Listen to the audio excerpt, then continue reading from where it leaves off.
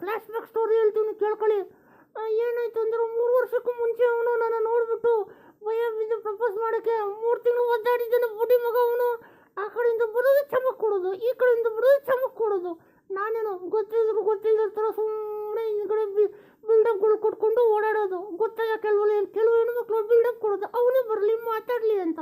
ಅವಾಗ ನಮಗೂ ಇರುತ್ತಕ್ಕ, ನಮಗಿರಲ್ವಾ? ಅವಾಗ ನಾವೇನು ಸುಂದರ ಅಲ್ವಾ? ಕೇಳಿ ಬಂದು ಹಂಗೋ ಧೈರ್ಯ ಮಾಡಿಕೊಂಡು ನನ್ನ ಹತ್ರ ಬಂದು ಪ್ರಪೋಸ್ ಮಾಡ್ದೆ. ನಾನು ಅವಾಗಲೇ ಕಳೆದೋಗ್ಬಿಟ್ಟೆ.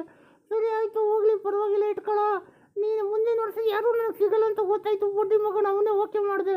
ಸರಿ ಆಯಿತು ಮದುವೆ ಆಯಿತು, ನೀನೇ ಚಿನ್ನ ಬಂಗಾರ ಅಂತ 2 ತಿಂಗಳು 3 ತಿಂಗಳು ಸುತ್ತಾಡ್ಸಿದ. ಮದುವೆ ಆಯಿತು, ಮಕ್ಕಳಾಯಿತು, 4-5 ಮಕ್ಕಳು ರಿಲೀಸ್ ಆಯ್ತಕ್ಕ. ಅದು ಅಲ್ಲ ಮೇನ್ ಮ್ಯಾಟ್ರಕ್ಕ. ಇವಾಗಿರೋ ಜನ್ರೇಷನ್ ಪ್ರೀತಿ ಬಗ್ಗೆ ಮಾತಾಡ್ಬೇಕಕ್ಕ. ಆ ಜನ್ರೇಷನಲ್ಲಿ ಒಂದು ಮುತ್ತು ಕೊಡಬೇಕು ಅಂದ್ರೆ 1 ವರ್ಷ ಕಾಯಬೇಕು. ಇವಾಗೆಲ್ಲ ಹೇಳ್ಬೇಕಾ? ನಿಮಗೆ ಗೊತ್ತು. ಮುತ್ತು ಬಗ್ಗೆ ನಾನು ಮಾತಾಡ್ತಾ ಇಲ್ಲಕ್ಕ. ಇವಾಗಿರೋ ಇತಿಹಾಸದ ಬಗ್ಗೆ ಹೇಳ್ತೀನಿ ಕೇಳಿ. ನಾನು ಏನು ಮಾಡಿದೆ, ನನ್ನ ಗಂಡನ ಕರ್ಕೊಂಡೋಗಪ್ಪ ಲಾಲ್ ಬಾಗು ಪಕ್ಕನ್ ಬಾಗ್ರು ಅಂತ ಕೇಳ್ಕೊಂಡಿದ್ದೆ. ಕಬ್ಬನ್ ಬಾಗು ಆಯಿತು ನಾನು ಕರ್ಕೊಂಡು ಹೋಗ್ತೀನಿ ಅಂತ ಕರ್ಕೊಂಡೋದ. ಇವತ್ತು ಲವರ್ಸ್ ಡೇ, ಲವ್ ಡೇ ಅಂತ. ಹಂಗಂದ್ರೆ ಲವರ್ಸ್ ಡೇ ಅಂತ ಬೇರೆ ಏನು ತಿಳ್ಕೊಬೇಡಿ. ಸೊ ಲವರ್ಸ್ ಡೇಗೆ ಹೋಗಿ ಪಾರ್ಕಲ್ಲಿ ನಾನು ಏನೋ ಪ್ರೇಮಿಗಳು ತುಂಬ ಚೆನ್ನಾಗಿರ್ತಾರೆ ಹಂಗೆ ಹಿಂಗೆ ಅಂತ ಸುತ್ತಮುತ್ತ ನೋಡ್ತಾ ಇದ್ದೆ. ಅದು ಸಡನ್ನಾಗಿ ಒಂದು ಗುಹೆ ಥರ ಇತ್ತಕ್ಕ. ಏನೋ ಸೌಂಡ್ ಬರ್ತಾಯಿತ್ತು. ನಾನು ಭಯ ಬಿದ್ಬಿಟ್ಟು ಈ ಕಡೆ ಬಂದ್ಬಿಟ್ಟೆ. ನಮ್ಗೆ ಯಾಕಪ್ಪ ಬೇಕು, ನಮಗೆಲ್ಲ ಮುಂಚೆನೇ ಆಗೈತೆ, ಇನ್ನೇನು ಬೇಕು ಅಂತ ಬೇರೆ ಕಡೆ ಹೋದೆ. ಶಿವ ಅಂತ 10 ರೂಪಾಯಿ ಇಡ್ಲಿ ತೊಗೊಂಡು ತಿನ್ಕೊಂಡು ಕೂತ್ಕೊಂಡಿದ್ದೀನಕ್ಕ. ಅಲ್ಲಿ ನೋಡಿದೆ ಅದು ಯಾವುದೋ ಒಂದು ಗಿಡ ಹತ್ರ ಆ ಕಡೆ ಈ ಕಡೆ ಶೇಕ್ ಆಯ್ತಾಯಿತ್ತು. ನನಗೆ ನೋವು ಭಯ ಬಂದ್ಬಿಡ್ತು. ಈ ಗಂಡ ಎಲ್ಲಿ ಕರ್ಕೊಂಬಂದವನಂತ ಇನ್ನೊಂದು ಕಡೆ ಹೋದೆ. ಅಲ್ಲಿ ಹೋದ್ರೆ ಸ್ವಲ್ಪ ಹೊತ್ತು ಕೂತ್ಕೊಂಡಿದ್ದೆ ಅಕ್ಕ. ಲಾಲ್ ಬಾಲ್ಗಲ್ಲಿ ಎಲ್ಲ ಸುತ್ತಾಡಿ ನೋಡ್ಕೊಂಬರೋಣ ಅಂದ್ರೆ ಫ್ಲವರ್ ಶೋ ಇದೆ ಅಂತ. ಈ ಬುಡ್ಡಿ ಮಕ್ಕಳು ಈ ಪ್ರೇಮಿಗಳು ಹೋಗಿ ಇರೋ ಫ್ಲವರ್ ಎಲ್ಲ ಕಿತ್ತಾಕ್ಬಿಟ್ಟು ಬಂದುಬಿಟ್ಟಿದ್ದಾರೆ. ಅಲ್ಲಿ ಏನು ಕೆಲಸ ಮಾಡ್ತಾರೋ ಗೊತ್ತಿದೆ ದೇವ್ರಿಗೆ ಕಾಣೋ, ನಮಗೆ ಯಾಕಕ್ಕ. ಸರಿ ಆಯಿತು ಇಡ್ಲಿ ತಿನ್ಕೊಂಡು ಆರಾಮಾಗಿ ನನ್ನ ಗಂಡನ ಜೊತೆ ಪ್ರೀತಿಯಿಂದಾಗ ನೋಡ್ಕೊತಾ ಇದ್ದೆ. ಖುಷಿ ಏನಾಯ್ತಕ್ಕ, ಹಳಿದೆಲ್ಲ ನಿಮ್ಗೆ ಬಂದ್ಬಿಡ್ತು. ಹಂಗೆ ಸ್ವಲ್ಪ ಡಿಯೋಟು ಆಡೋಣ ಅಂತ ಹಳಿದೆಲ್ಲ ನೆನೆಸ್ಕೊಂಡು ಕೂತ್ಕೊಂಡಿದ್ದೆ. ಅಲ್ಲಿ ನೋಡಿದ್ರೆ ಲೊಚ್ಚ ಅಂತ ಸೌಂಡ್ ಬಂತು. ತಿರುಗಿ ನೋಡ್ತೀನಿ, ನೋಡ್ಬಿಟ್ಟೆ ಅಕ್ಕ, ನೋಡ್ಬಿಟ್ಟೆ. 40 ರೂಪಾಯಿ ಕಮ್ಮಿ ಟಿಕೆಟ್ ಅಂತ ಲಾಲ್ಬಾಗ್ ಹೋಗಿ ನಾನು ಈ ರೀತಿನೆಲ್ಲ ನೋಡ್ಕೊಂಡ್ಬರ್ತೀನಿ ಅನ್ಕೊಂಡಿಲ್ಲ ಅಕ್ಕ. ಆ ಕಾಲದಲ್ಲಿ ಪ್ರೀತಿನೇ ಹೆಂಗೋಯ್ತು, ಈ ಕಾಲದಲ್ಲಿ ಪ್ರೀತಿನೋ ಹೆಂಗೋ ಐತೆ.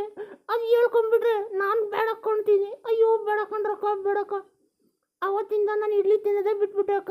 ಹೋದ ವರ್ಷ ಆಗಿರೋ ಸ್ಟೋರಿ ಹೇಳಿದ್ದು ನಾನು. ಈ ವರ್ಷ ಅಲ್ಲ, ಈ ವರ್ಷ ನಮ್ಮ ಗಂಡ ಕರ್ಕೊಂಡೋಗಿಲ್ಲ.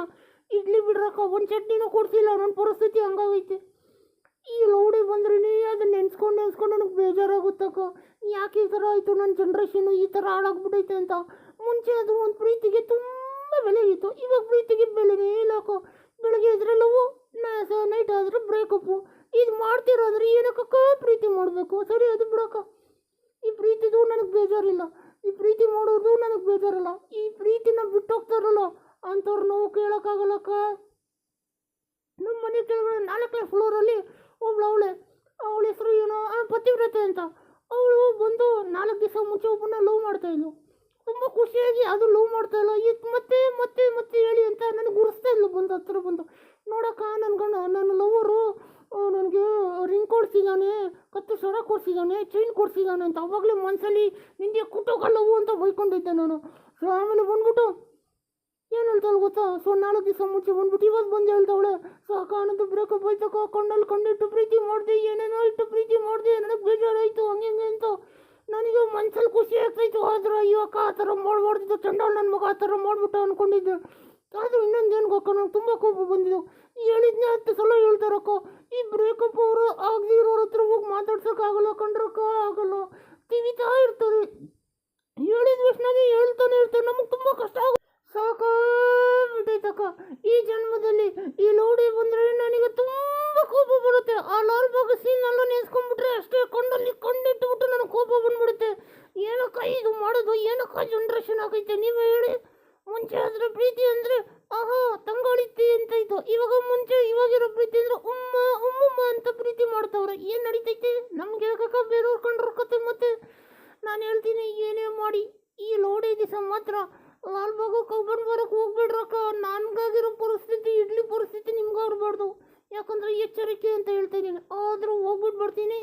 ಸೊ ಎಲ್ಲರಿಗೂ ಲೌಡಿಯ ಆರ್ಥಿಕ ಶುಭಾಶಯಗಳು ಅಂತ ಹೇಳ್ತಾ ಹೋಗ್ಬಿಟ್ಟು ಬರ್ತೀನಿ. ಟಾಟಾ.